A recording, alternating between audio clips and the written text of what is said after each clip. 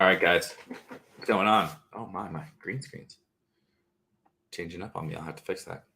Now I'm getting made fun of instantly. We can't even come back from a weekend, hop in the Discord to say, hey, let's talk about what happened in this preseason, week 2.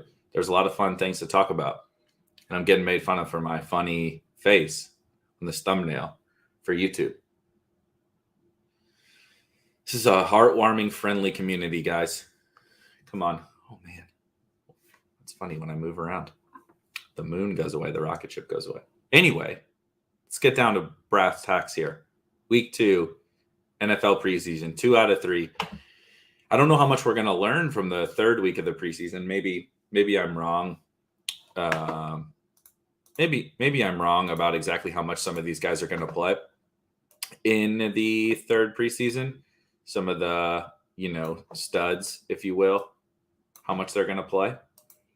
I don't know what you guys think. I kind of feel like we're going to see a lot of these guys get put on ice here for week 3 of the preseason, the core key starters, which is kind of what it's – I mean, shoot, the Rams aren't playing any of their starters, right? Like Sean McVay came out and said, as long as I'm the coach, Matthew Stafford will never, ever play a preseason game. So, we already have some of that. And then you have teams like the Chiefs that have already played their starters a lot and got CH hurt in the process of doing so. But I think, week 3 is probably going to be where we really don't learn much. Maybe a little, I guess, maybe some of the back end of the roster guys and maybe a few situations where we'll see guys play out. But I think the overall premise is kind of that we've learned what we're going to learn. And maybe it's hot take. I don't know. Maybe other people will disagree with me. But maybe my hot take is that we just never really are learning as much as we think that we're learning. Right? That tends to be my take is we just don't know as much as we think that we know. And that pertains to the over everything with fantasy, right? That pertains to projections and roles and even talent sometimes, even though I'm a proponent of betting on good players, blah blah blah. But we really don't know as much as we think that we know. And then we get to this preseason thing, right? Especially this week 2, we did see a lot of teams play their starters more. There's a couple situations that we'll obviously get into. I really like to use Hayden Winks at Hayden Winks on Twitter. Obviously, you guys all probably know him already, but if you don't, co-host of the Underdog Fantasy Football Show, him and Josh Norris. Hayden does excellent, amazing work. I really like to reference a lot of Hayden's work, and his kind of recap of all the little nuggets is really, really good. So there's no reason for me to rewrite it.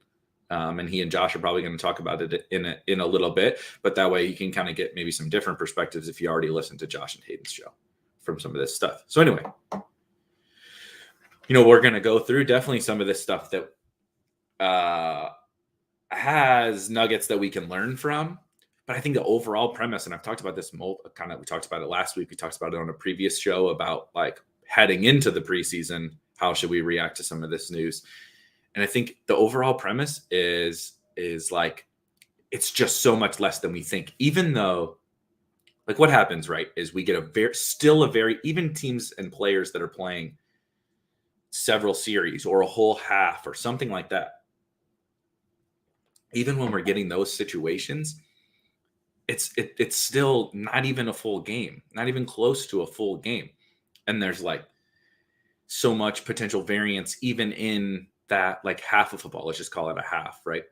Guys could get dinged up in the middle of that half, be totally fine, but get dinged up and miss a few plays. The teams could not want to show everything in the preseason, right? I think that's a big thing with Trey Lance personally, is that they don't want to be we know he can run zone read. We know he can run. That's his best attribute. That's what he brings to this football team that creates the ceiling on the offense.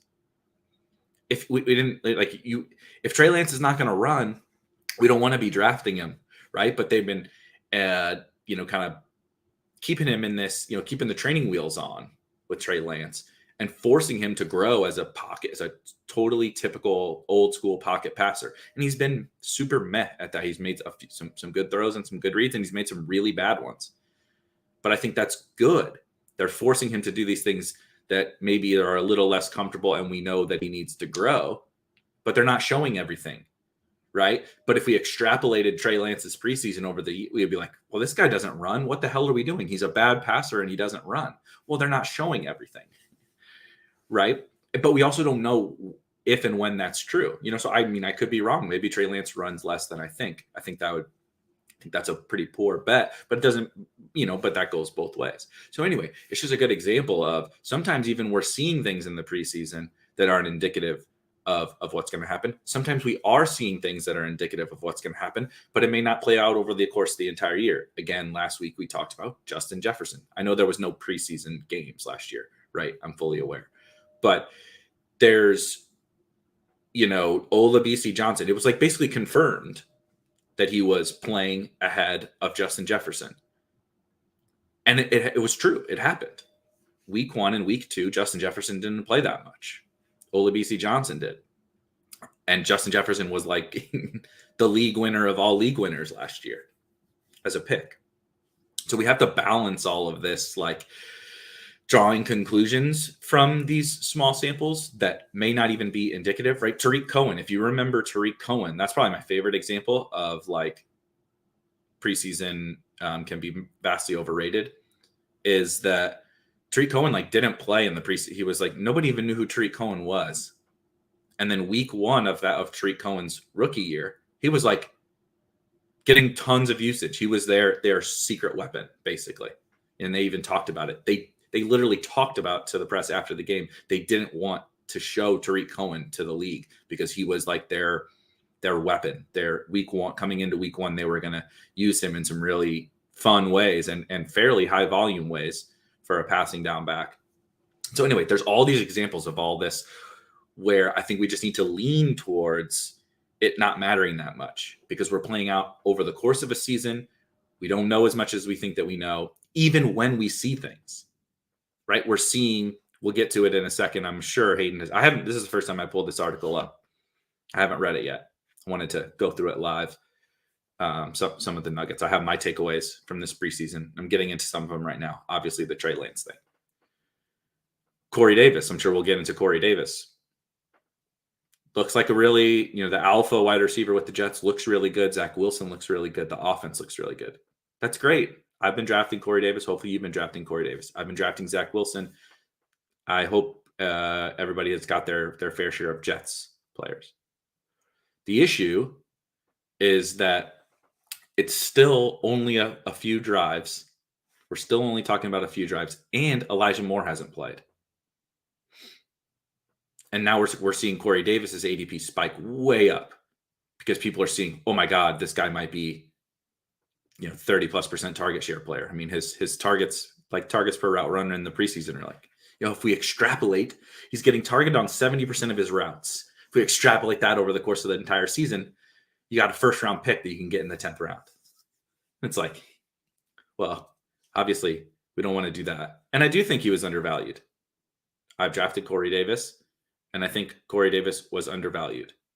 But all camp, until he got injured, all we heard about the best player on this offense is Elijah Moore. Elijah Moore is going to be a star. Elijah Moore is their best wide receiver. And so is that over? Did we forget about that? Because he didn't play. He hasn't played. Is Corey Davis still going to be an alpha when Elijah? Maybe we were wrong about Elijah Moore, and maybe Corey Davis is like this alpha in this offense. I find that hard to believe. That everyone would just be saying Elijah Moore is the best player on the team, and now he's just going to fall back, and Corey Davis is going to, be the superstar alpha wide receiver. And so anyway, it's a balancing act between all these things, right? It's the same thing with like the Antonio Gibson stuff that we talked about way too much. There's small little things we can take away from it. I think, had Antonio Gibson come out and played every snap and played all the third downs, of course, I would be excited for that. That would be good. And it would be a good indicator. And I think it is a small bad indicator for Antonio Gibson that he's not playing those passing downs. But the bet isn't just for him to play those passing downs on week 1. Right? If we saw Antonio Gibson come out and play all the passing down, like play 100% of the snaps with the first team, he should be going in the first round. He goes in the middle of the second right now. And so you're really just making this bet over the course of a season. You have to balance how much does it matter as part of the bet that plays. So maybe it did slightly lower the probability odds of Antonio Gibson winning that role over the course of the season. But it didn't change that much. Same thing. Corey Davis, I don't really know that this changed that much for Corey Davis because we just don't know what Elijah Moore means to him. And so I would just be careful on going too far one way or the other. I do probably want to, I would feel more comfortable getting a little bit Corey Davis, but I don't want to be buying the top when we don't actually know much. It's the same thing. Adam brings up Jamar Chase. I think if I'm using how the market has gone crazy back and forth on some of these guys that have really, really positive or really negative outlooks, I think Jamar Chase might fall a lot. You're definitely going to get the cheapest Jamar Chase of the offseason now over the course, leading into the start of the season. And I'm going to buy. I'm not going crazy buying right away. I'm kind of trying to gauge the market, but I think he's going to fall quite a bit. And so this is when I don't have much Jamar Chase because I wasn't trying to buy him at the previous price. But now it's dude, he dropped a few balls. He doesn't look awesome right away. Who cares? We just talked about Justin Jefferson wasn't awesome for the Vikings to start the season even. Jamar Chase will get there. He's a very good football player. He's an elite wide receiver prospect, one of the better wide receiver prospects ever the circumstances of him have not changed. High volume passing offense, blah, blah, blah, blah, blah. I preferred T. Higgins before over Chase. So nothing has changed except now I'm going to be able to get Chase without having to force myself to mix him in. Now I'm just going to be able to get him. Everyone will just be able to get him, right? He's going to fall, because he's going to fall into the Juju range or something like that. I like Juju fine. He's going to fall closer to his teammate Tyler Boyd.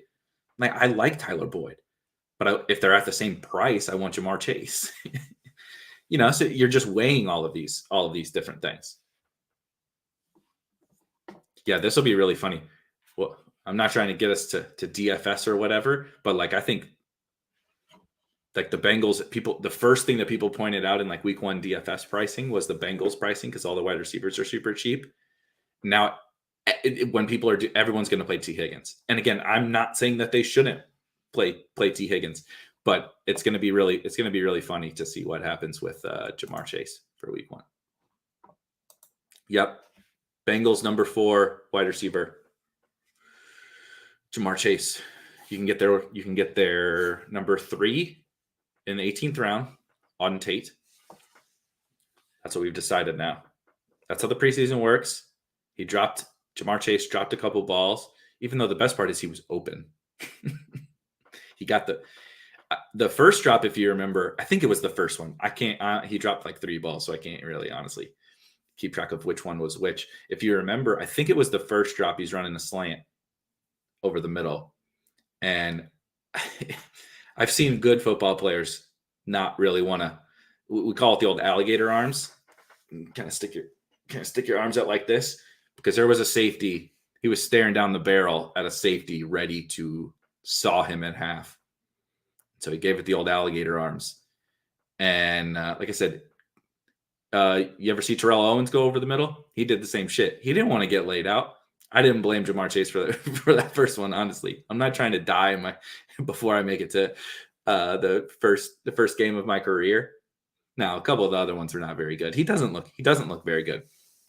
But we're taught he's barely played in the preseason. And then there's also my favorite part about Jamar Chase. We talked about Jamar Chase a lot already, 15 minutes in, but he's a good point. He's a good discussion point. Is he can't separate, or we saw that in camp, right? He's struggling to separate. He's struggling with consistency, whatever.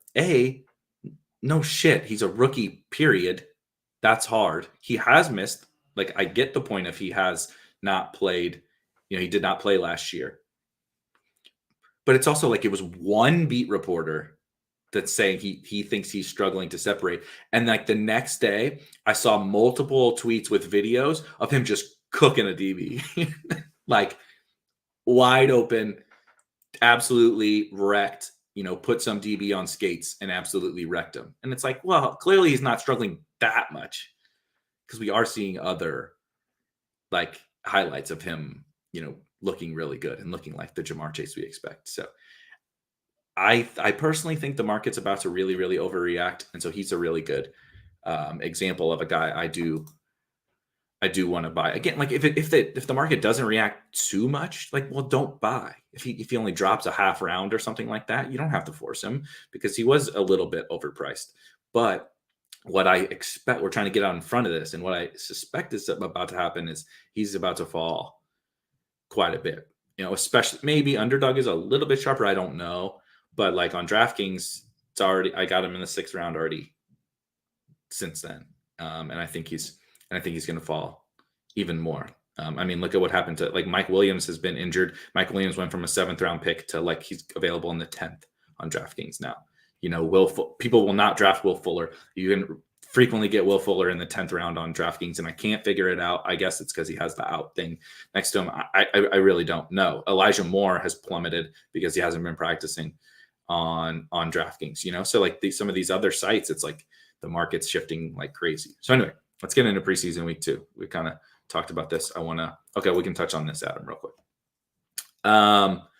I would expect that ETN is mostly like a passing down back, kind of gadget back. I think that all indications, have been as such. And then Robinson, maybe Hyde mixes in with Robinson on early downs. Robinson is that, 50% back. Robinson gets 50% of snaps and Hyde gets 10% of snaps, maybe 20% of snaps, and ETN gets the rest. And, he's getting some manufactured touches and playing on some passing downs and stuff. I think he has a small role, like a smaller role than we would maybe hope for from a 5th or 6th round pick to start the year. But the ETN is the upside bet over the course of the season. I wish there were a little bit better pass for us to understand that situation a little bit better, but that's pretty much all the indications that we've gotten. So I still like ETN, and I kind of like James Robinson as he started to fall. I think we talked about that in Discord or on one of the shows or something like that lately. I'm into the Jaguars. So all right, let's look through this. Let me expand this a little bit. Shout out again, Hayden Winks. Oh yeah, some of the quarterback stuff. This is fairly straightforward, so we probably don't need to dive in too much. Nagy reconfirms that Dalton will start week 1, and I think that that's probably true. I think we've seen very quickly, however, in these preseason games, that if the Bears want to have any shot at competing and scoring some points, given the state of their offensive line, given the relative lack of weapons that they have on offense, and given Andy Dalton is a nobody and can't really create anything on offense, I mean, it's pretty clear that it's just a matter of time before Justin Fields takes over. I do think that Matt Nagy wants to start Andy Dalton. I've never really wavered on that, and I don't think the preseason maybe even really mattered for that. But yeah, I don't know who said it, if it was Josh or Hayden or somebody that I listened to said, like, Nagy was there in Kansas City when they had Alex Smith and they drafted Patrick Mahomes, and Patrick Mahomes redshirted his rookie year in the NFL. And like, I think, I don't think it's unreasonable.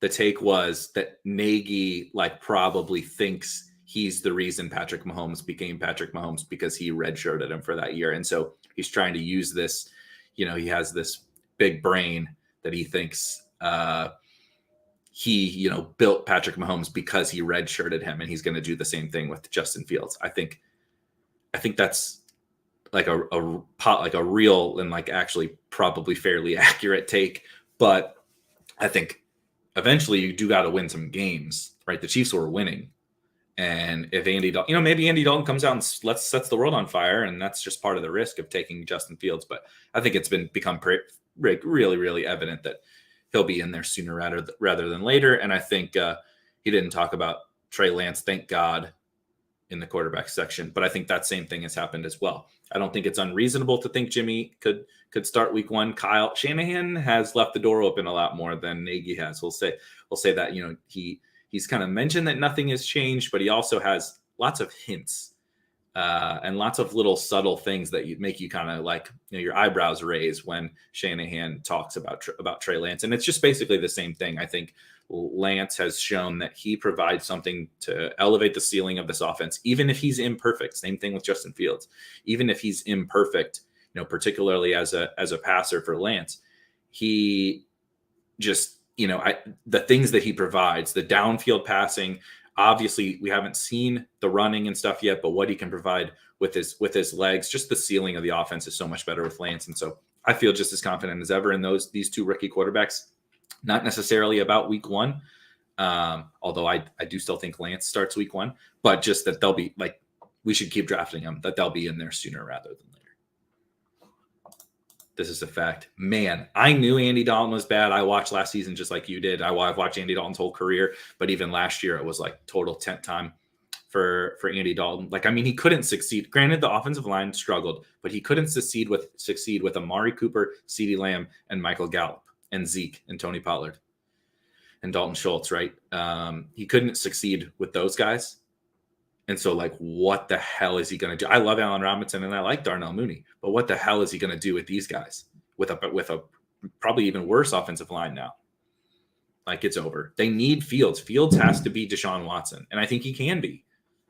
That's what they need Fields for. You see him in these preseason games running around, scrambling all over the place when the play breaks down. Obviously, Dalton cannot do that. And they need, the offense will not succeed unless they have a quarterback who can do that because the line is bad.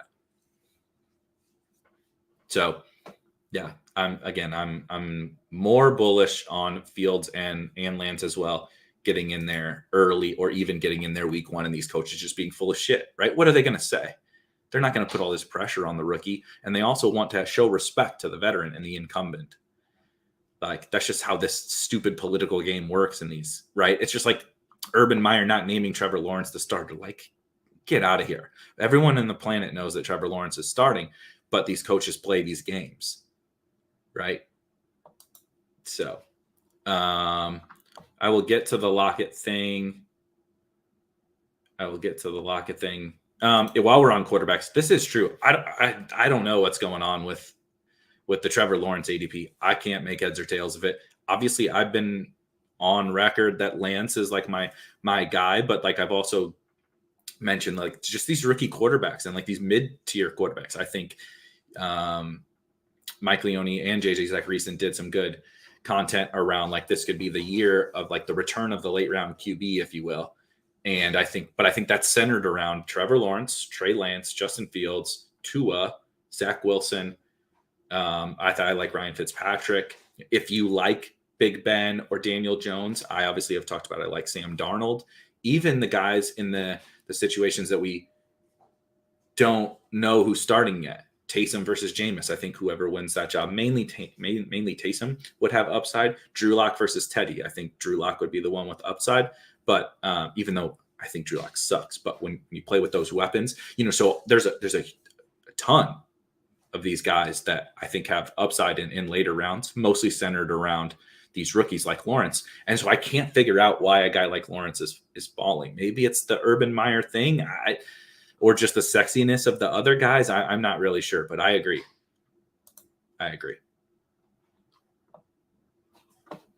Yeah. Well, again, while we're on the quarterback, it doesn't make any sense.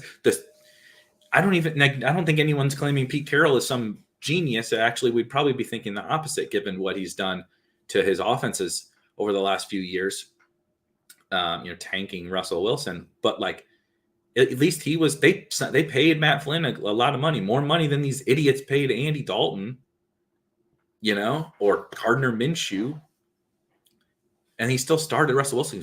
He just saw right away. Yep, this guy gives us an element to our offense Doesn't exist with Matt Flynn, and it's not even a knock on Matt Flynn. Like, I'm not even really knocking Jimmy G, even though I think he kind of sucks. But like, I'm not even knocking Jimmy G. It's just what Trey Lance brings to this offense. I'm not saying he's Russell Wilson, but I'm saying the element that these guys bring to this offense is like, it's what creates a ceiling for the offense. It's what allows them to actually be playoff teams or be Super Bowl contenders or whatever. You just don't get that with the Matt Flynn, Andy Dalton, Jimmy Garoppolo. So I agree. It's crazy. All right.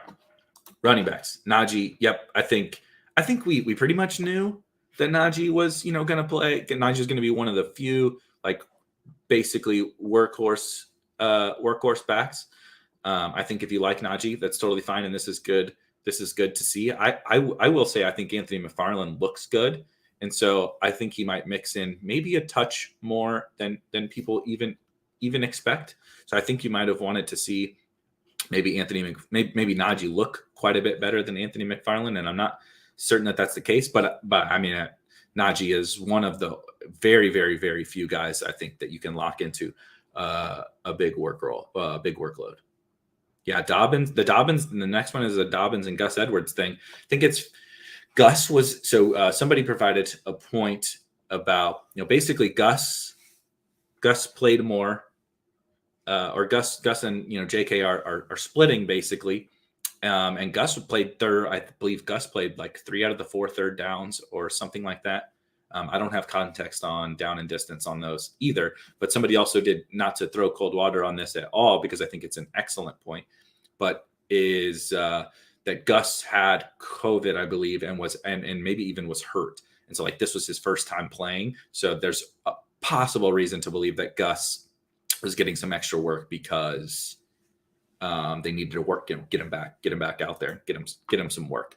But the point still remains that, I really like J.K. Dobbins as a actual real life football player. But if you thought Gus Edwards was going somewhere, and if you thought J.K. Dobbins, people hate on Antonio Gibson as a 2nd round pick because he's not playing these third downs.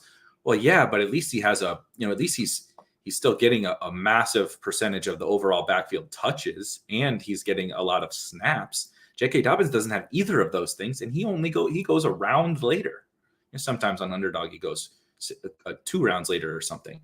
But like this is a split backfield, and was always going to be a split backfield. Now if Gus gets hurt or whatever, sure, but like, I mean, Dobbins was always going to be efficient.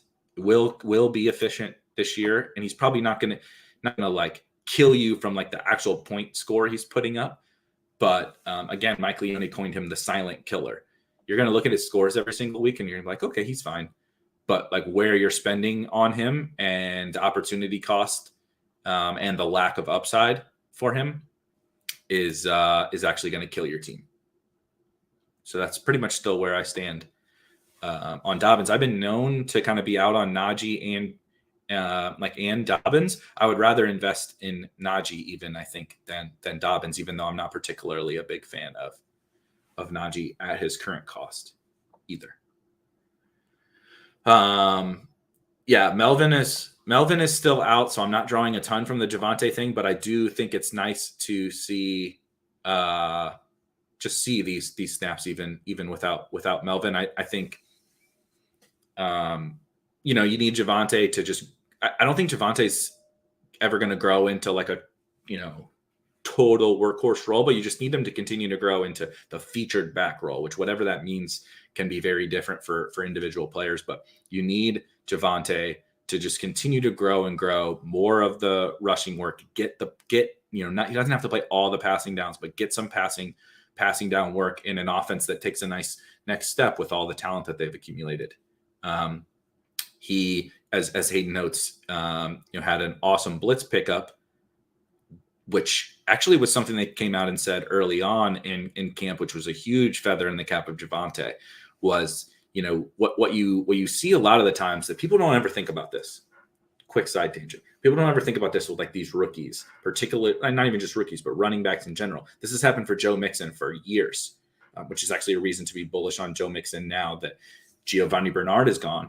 Joe Mixon was a horrible pass blocker, and Giovanni Bernard was a good one. So when it came to third downs, whether we think it matters or not, sometimes it's extremely silly because like Why isn't Antonio Gibson playing third down when J.D. McKissic is just running a route anyway? Why does pass blocking matter? Because the coaches think it matters. You have to be able to pass protect. You have to know all the protections, and you have to be good at pass protection. And it's not the easiest skill to learn, especially when you haven't done it at the NFL level before. And so that's a concern for guys like Javonte and guys like Etienne. Etienne was a fairly good pass protector, if I remember correctly, in college. And obviously he's with his buddy Trevor Lawrence, and so there's benefits to that. But these guys, you have to earn that trust, right? Antonio Gibson has to earn that trust as a pass protector, no matter what I think about him as a receiver, no matter if he's even gonna pass protect when he's out there.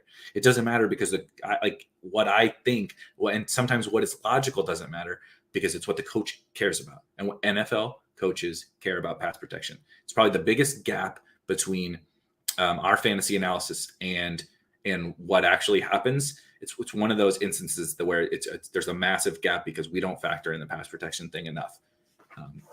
So I'm always a big stickler on the pass pro thing.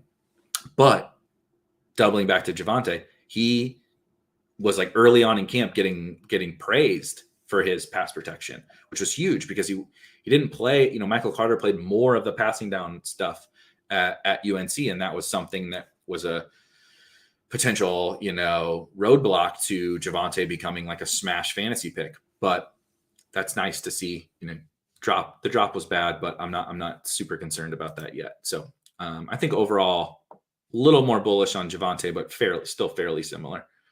Chase Edmonds, I think this is what we should expect. I think I'm still kind of on Chase Edmonds, mainly on the PPR sites. He's a little tougher of a bet on Underdog.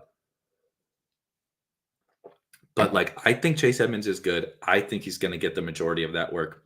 Obviously, the concern is Connor getting short yardage stuff. If Chase Edmonds doesn't get goal line work, it's going to be a little tougher to be a smash. I think he can still be a good bet, but it's a little tougher to be a smash. On the flip side, I know that they split all the first team work. Those two guys split first team work. I am a little concerned about Connor if Chase Edmonds gets hurt, because that's part of the bet on Connor. I'm not sold he gets workhorse stuff because I think Eno Benjamin could play into that. So I have a little bit more trepidation on Connor's contingent value. I think it exists, and I think his standalone value also exists.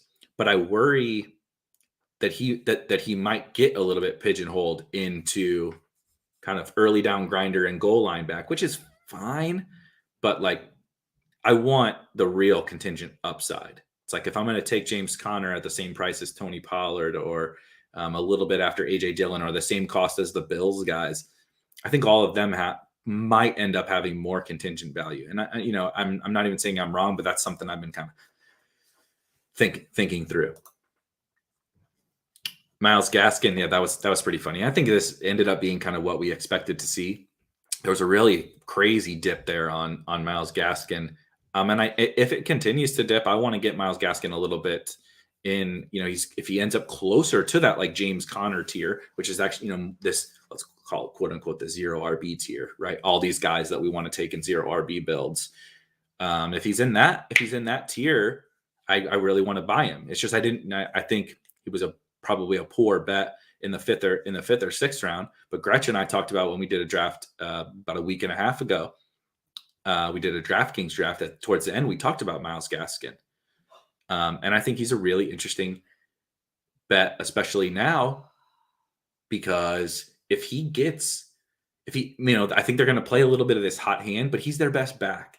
If he does end up earning more of closer to an every down role, he's a good football player in an offense I particularly want to invest in.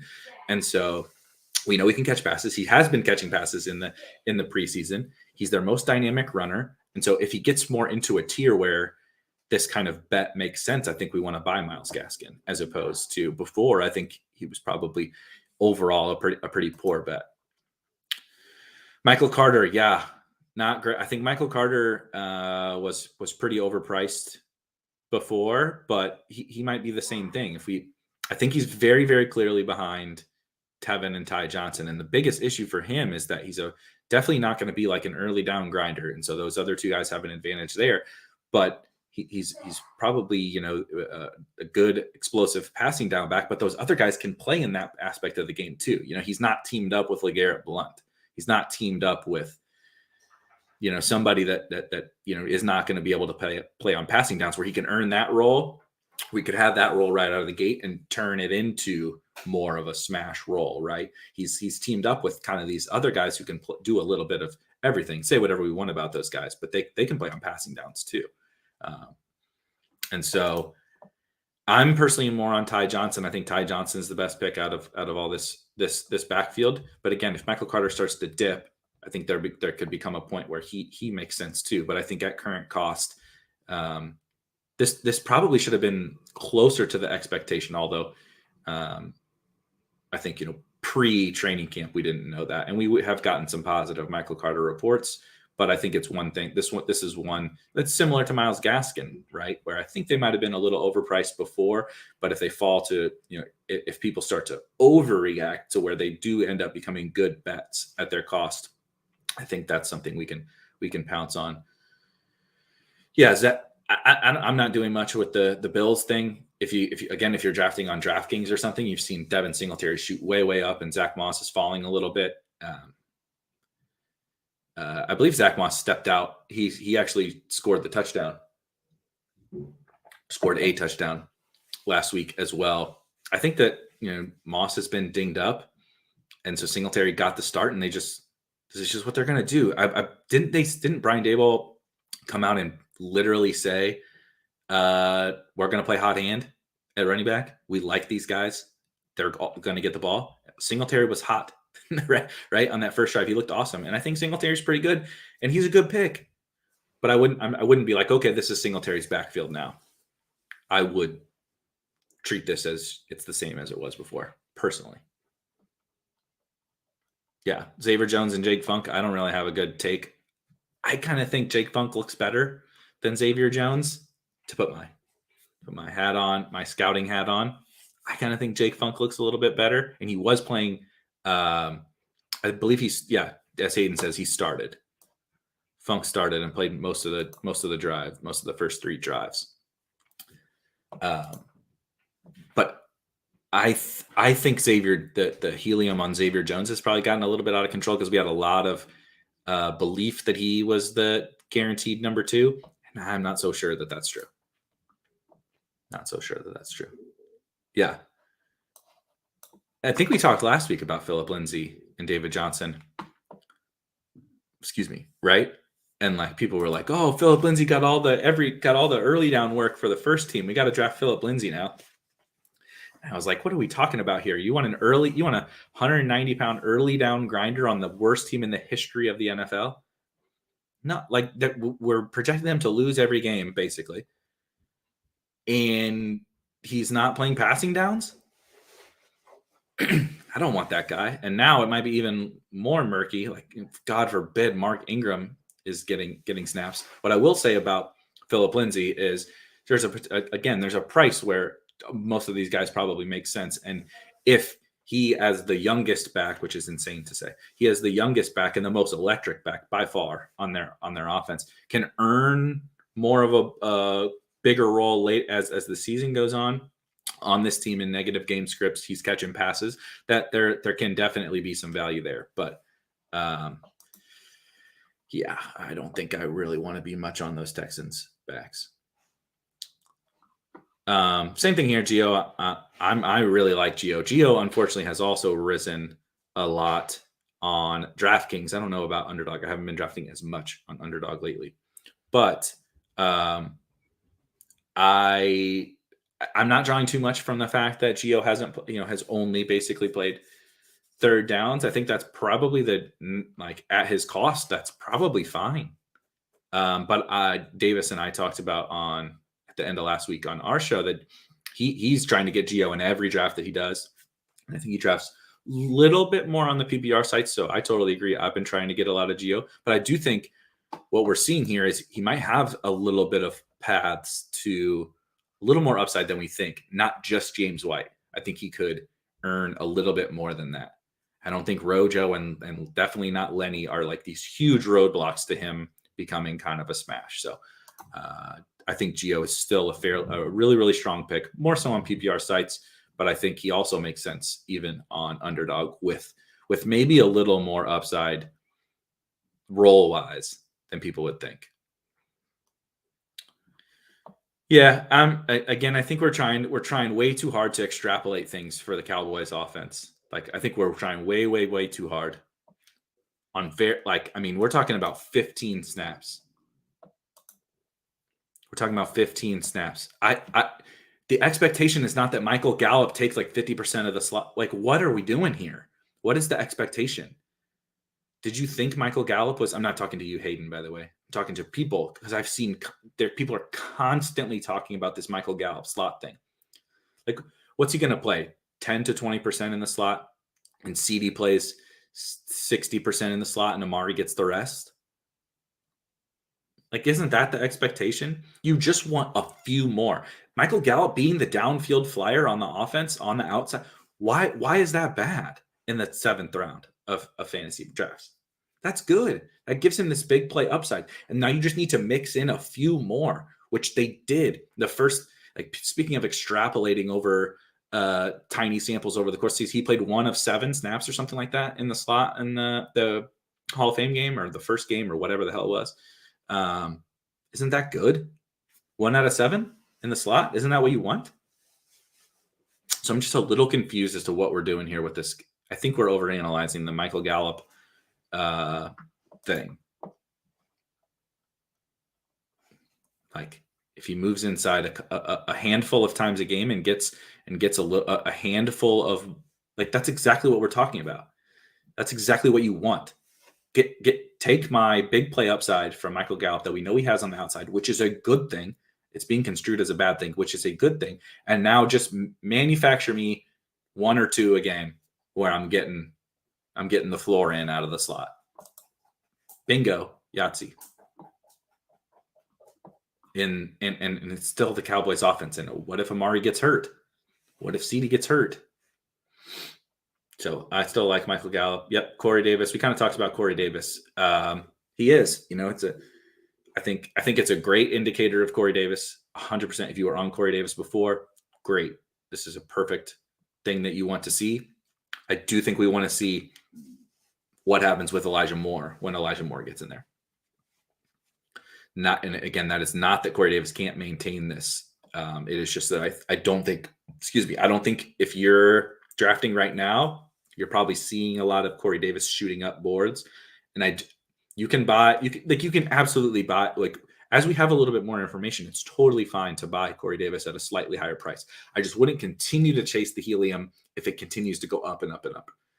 Like, everybody feels very certain Corey Davis is a smash now, and he might be, but like, Elijah Moore is still there. And we're not talking about that many, right? With 13 routes, Corey Davis run 13 routes, and we're very certain that he is some full-fledged Calvin Ridley level alpha. And I just think we need to, like, don't chase it too far, basically. But as to Hayden's point, at wide receiver 50, I think he's been undervalued. So he probably deserves a bump anyway, but let's not get, like, you also don't want to chase him too far, especially when you start thinking about the tournament aspect of things. Keelan Cole, Cole didn't play with the ones. I think he's probably always been the number 4 there in a rotation. He'll get some rotation snaps. Not too worried. I took some of him. I think you still can take some of him in the 18th round, mainly with Zach Wilson teams. I think that's okay. But there's a lot of flyers. I would not be prioritizing him. De'Ami Brown, seeing De'Ami, like, if De'Ami can, Curtis Samuel's not playing, but if De'Ami can earn the 3rd wide receiver spot in those 3 wide receiver sets, I hope everyone has been smashing De'Ami Brown. I mean, a lot of people far smarter than me were on De'Ami Brown, but everybody, I think, that has been, quote unquote, Sharper has been on De'Ami Brown, and the price has risen a lot, but he's still extremely affordable on like a site like DraftKings, and I think on Drafters too. We're getting, everything you see from De'Ami Brown is a really positive thing. And even if he doesn't have that role, right, even if they keep Adam Humphries out there in the slot or whatever to start the year, I think De'Ami can grow and take this over the course of the season. So he's the kind of later round bet I think we want to make. Tight ends staying on Washington. There was a question on Lockett. So while we're on the wide receivers, I want to talk about. Is it fair to be concerned about Tyler Lockett's volume now that Eskridge looks like he will be the number 3 and is developing rapport with Russ? Seems like they will have a similar route tree. I don't think they'll have a similar route tree. I think Eskridge is going to be more of just a complementary, not gadget. Gadget's not the right word, but play a specific role in that offense. I think there are still two very, very, very, very clear. Like, you want to talk about developing rapport. I'm not sure that there's a pairing of players with more rapport than Russell Wilson and Tyler Lockett. So like Eskridge could, I saw the reports too. Eskridge is out there at 5 a.m. or whatever with Russ, getting in work. That's good. That's great. He's missed a lot of time, so he's trying to get back up to speed. That's awesome. I like to see that. And Eskridge is totally free on DraftKings, and he fell a lot with the injury, I believe, on like Underdog and stuff too. So I think he's a nice late round flyer as well. But like, I think Russell Wilson and Tyler Lockett like have mind meld. They just know each other's thoughts. So I don't think Eskridge will ever be able to get to that level of rapport. I think Lockett, if you listen to a lot of what's going on out there in Seattle with kind of the new offense that they're running, getting away from Brian Schottenheimer's Hail Mary style down the field offense, I think that will really benefit Tyler Lockett out of the slot. I think he's going to get some high probability touches, lots of shorter to intermediate stuff instead of Russ 7-step drop holding the ball, running around. And he got some of that last year, but I think that he's going to have a little bit higher floor this year based on everything that we're hearing out of that offense. But I do like Eskridge. I just don't think Eskridge hurts Lockett. He might help him. I mean, if Eskridge is any good at all and he's able to take the top off the defense on one side and you have DK Metcalf on the other side, like how the hell do you stop Tyler Lockett then? If those two guys are out there, and they have Gerald Everett, who's like one of the most athletic, he hasn't become like a standout actual real life tight end, but he's one of the most athletic tight ends in the league. So yeah, long story short, I think Seattle offense is a pretty good buy. Logan Thomas. Yeah. Logan Thomas, I think I don't really like to dip into that tight end range too much, that middle tier tight end range. I really like kind of the barbell approach to tight end with the elites or taking your shots on the next breakout, just because I think that that's the best way to spend your capital given how the drafts play out usually. But Logan Thomas is a guy I do think we can buy in that middle tier, along probably with Noah Fant are my favorites. Just because Fant, I think, has the actual real life football player breakout potential, which we would want to target. And Logan Thomas, yeah, I mean, he was, it's obviously very different. He's not going to catch as many balls as he caught last year. I'm pretty certain of it, given the shift to Ryan Fitzpatrick and given the defense is great and given some more added target competition. But I think his efficiency should really shoot up with much better quarterback play and much better surrounding talent. And he's one of these few guys that is actually not a role player. He's out there. He's never going to leave the field. They've paid him. He really, Evan Silva's been mentioning about Logan Thomas over his last several podcasts. Like, Logan Thomas just continued to get better last year. And so I think he's still an ascending player, probably as a converted quarterback playing tight end.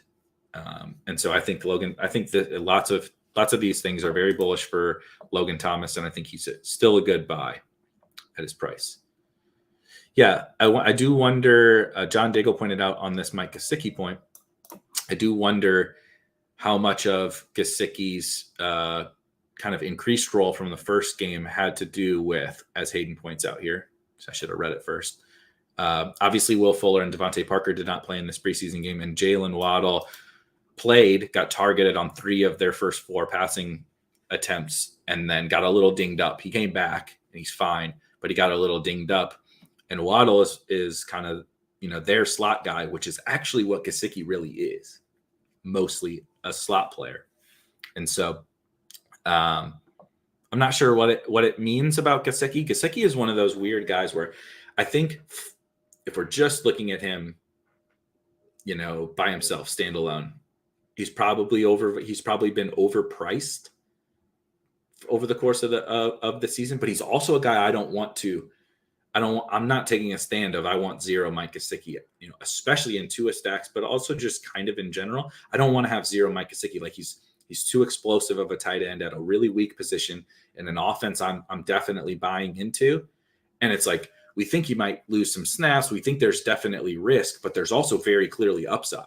And so he's just a guy like I want to take when it makes sense, and I want to have my share, but I don't want to take and I don't want to take a big stand against. And I think that's through 2 preseason games, I think I feel even more confident in like that take. Jarwin and Schultz, I think same thing here. Jarwin's really falling too. So I'm probably going to scoop maybe a little bit more Jarwin. I think he's same as some of these like running back bets we talk about, like over the course of the season as Jarwin recovers, gets further away post-surgery, post-ACL tear. I think he can earn more time and earn more work. I think he's clearly the more explosive player, clearly the player they prioritized, with their money. And so I think it's just natural that he's kind of working his way back. And Schultz proved to be competent enough last year. But the bet I would want to make personally, as it relates to best ball and like a player breaking out over the season would be Blake Jarwin.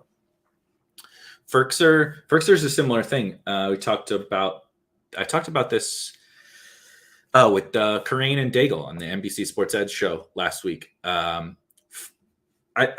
He's also a situation where I guess people wanted, kind of like the tight end Antonio Gibson, I guess people wanted to see a role change.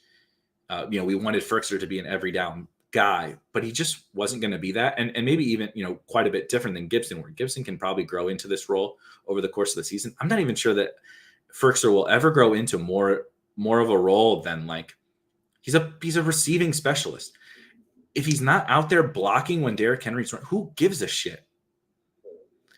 Being out there for Derrick Henry blocking with your 17th round tight end, like it doesn't really matter. And he's not this, like, honestly, if you thought Anthony Firkser was going to turn into, George Kittle or Darren Waller, like I think you were probably just mistaken. What he does provide is he's a pretty good receiver, like on a targets per route run and a yards per route run basis. He's actually quite good at that cost. And you're betting on one of two things: simply him having spike weeks based on Titans passing volume spiking, right? Whether Derrick Henry gets shut down, they fall behind, and then now they start using Firkser because, as we see, he is going to play a lot in the slot. He's not going to play a lot in 12 personnel. They have Jeff Swaim, I believe. I think Swaim is there. They're starting tight end. He's probably not a bet to have the elite end of season ranking as a tight end. But in the games where their passing volume spikes, where they fall behind, game script dictates they need to throw more. Firkser can spike big time in those games. And if something were to happen to Derrick Henry, now he spikes. He has to play more. They can't. You guys know I love Darrington Evans more than anybody on the planet, besides maybe his family, maybe more than his family. But they can't run Darrington Evans or Jeremy McNichols or Brian Hill or whoever like they run Derrick Henry. They can't run the same offense. So now you get Firkser as an upside play. So correlating him, he makes a lot of sense as a correlated bet with Darrington Evans, with A.J. Brown, with Julio Jones, with Ryan Tannehill. So I don't think anything has changed for Anthony Firkser. Yeah, Ebron played a little bit more than Pat Philhellmuth, but I think it's possible that goes away. I think as Hayden says, a full-blown takeover by Freiermuth is maybe not super likely. I think probably pretty unlikely, but I think taking on a lot more of the work as the year goes on could absolutely be in the cards. So it looks like that is it. Perfect timing. Great article, Hayden. It's like you timed it up perfectly for this show, and I thank you for that. So big things, big key takeaways are probably not even really super player specific for me. We talked about it at the top, but just understanding that this whole thing is a market and understanding how little we know about things. We're seeing bigger shifts in ADP than we've ever seen. Way bigger shifts than we've ever seen based on very little things. Sometimes they're big, sometimes they're very small, right? The Dak stuff, Dak plummets when actually we find out that didn't matter.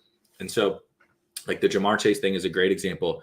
Keeping tabs on Jamar Chase, like especially if you were like me where you don't have a ton of Jamar Chase, I don't think anything has really changed for Jamar Chase. I know it seems grim, but like nothing has really changed. And like, okay, so he gives a few snaps to Auden Tate in week 1 or week 2.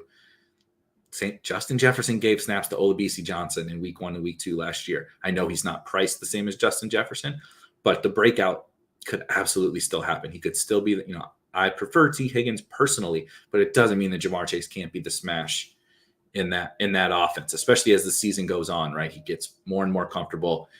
We know how talented he is. And so just being more conscious of how all of these things play into the market that we're playing in is the key takeaway for me. It's not that there's not useful things here, because there are. It's not that there aren't things that matter, because there are plenty of things that matter. But it's just that we have to take them all into this game that we're playing and like if we were all trying to create the most accurate projections for the entire season, or definitely create the most accurate projections for week 1, we would really be like super micro analyzing these things. But that's not the game that we're playing. I'm trying to make it to week 17 with a underdog best ball team and then have the best team for week 1 to win $1 million. A lot of these things factor in very differently for that. So anyway, that's the biggest takeaway. One final question here from Adam. I think Henry plays, as a question for if anybody listening to this on the podcast feed. What I've heard mostly was that Hunter Henry is going to play in line and be sort of the Gronk, right? Using this super lazy analogy, Hunter Henry was going to play in line and be sort of the Gronk, and Jonnu was going to play a little bit more of the Aaron Hernandez type role. I think Jonnu is quite possibly the most explosive player on their entire offense, and Hunter Henry is kind of this very reliable, physical over the middle of the field threat, whatever, like, just a good tight end, all around good tight end.